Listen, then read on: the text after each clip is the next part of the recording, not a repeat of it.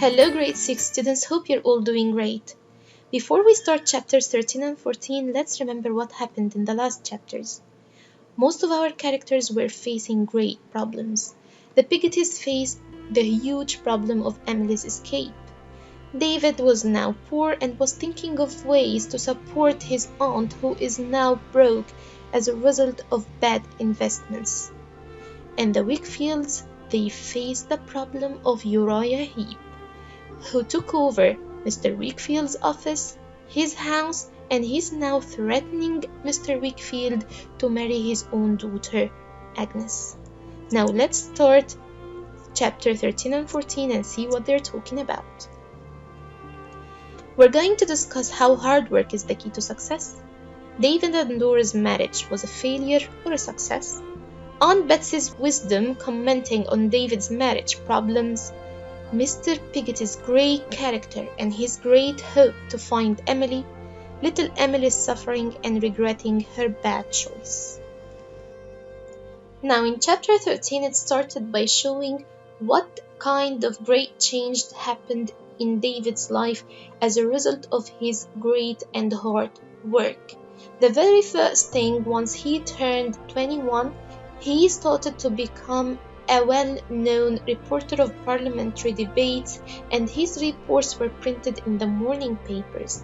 Moreover, he was now an author, and his short stories were published in magazines. Now he had a house, and his aunt is going to live near him. He has a house now, so he is capable now to marry his own Dora. Piggy came to London to clean up his house and set it all ready for the marriage and for the new couple to live in. They started their happy life, but things weren't going as they expected, as both of them know nothing about housekeeping. And although they had a housekeeper or servant whose name was Marianne, Dora was a little afraid of her. She can't even give her the simplest of instructions. And one day, they had an argument regarding things going in the house, and that dinner was always late or not properly cooked. David went out, and when he returned, he didn't find Dora staying, but he found Aunt Betsy, who told him that Dora was a little bit upset, and she told him that Dora is like a flower and cannot live in a strong cold wind, and advised him to not be that strong wind and try to change her. And she reminded him of what actually happened to his own dear mother Clara Copperfield, or Clara Murdstone, when she got married to the Murdstones and they tried to change her. When David asked Aunt Betsy for advice, she told him, "I cannot interfere in your marriage life. This is your own marriage and you have to work it together." Now they had another problem, that they kept spending too much money that they don't have, which means they started to become in debt. One day they had actually invited the Traddles and they faced another problem with the food, but David was kind enough to not be cross, and Dora started to compare herself with Agnes, who she was sure can quite cook and keep the housekeeping. When David wasn't cross of her, she told him to always remember that he has a child wife. Because David was so kind to Dora, she started to feel a little bit responsible and tried as much as she can to change. So she tried to do the housekeeping accounts, but she never got the right answer.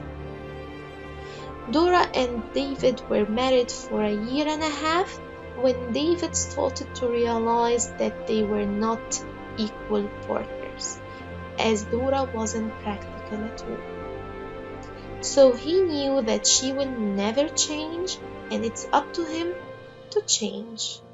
After 2 years of marriage, they actually had a baby, but unfortunately, this baby lived for only few days, and afterwards, Dora was never well.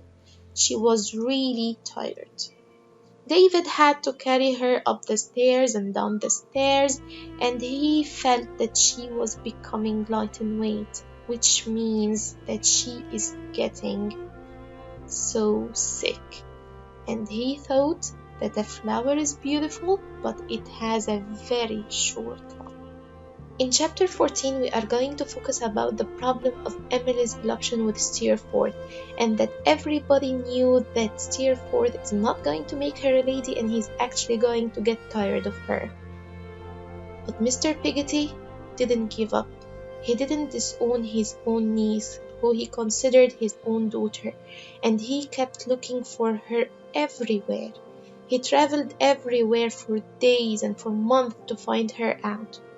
Then when he returned back home, he found some letters from her, where he knew that she was in the river Rhine. Not only Mr. Peggotty was suffering from her absence, Ham too had a very hard time to accept her adoption with Steerforth. He kept working very hard and he put himself in danger's face because he still loves her and he can't stop thinking about her. Mr. Peggotty kept looking for her and traveling all over the world. He went to France, he went to Switzerland, and then he went to Naples in Italy, where he finally found some news about her.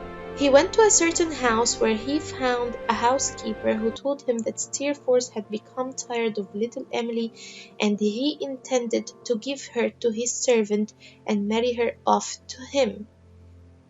Little Emily was shocked as Steerforth broke his promise to her to make her a lady, so she started screaming and crying. The servant locked Emily in her room, but she climbed out of the window and disappeared. Everybody thought that she has drowned, but actually she had some fishermen friends and she stayed with them. Those people, they tried to help her out and to find a boat that took her to France, where she started working as a lady's servant. At that place she sent Mr. Peggotty a letter, and he knew her address from that letter and went to look for her. When he found her, all her money had gone and she looked very ill. She went down on her knees and she begged for Mr. Peggotty's forgiveness. Mr. Peggotty wanted to take her to Yarmouth, but she felt so ashamed and she didn't want to go back where anybody knows her. So Mr. Peggotty decided to immigrate to Australia. He went back to Yarmouth to say goodbye and collect his things. David accompanied Mr. Peggotty to Yarmouth, where he walked with Ham on the beach. Ham asked him whether he has seen Emily or not, but David told him no, because I think that will upset her. And he asked him, would you like me to send her a message? He told him to tell her that he has never forgotten her and he will never marry. He also wished her well in her new life. Now Mr. Peggotty, Mrs. Gummidge, and Emily are going to go together to have a new life in Australia.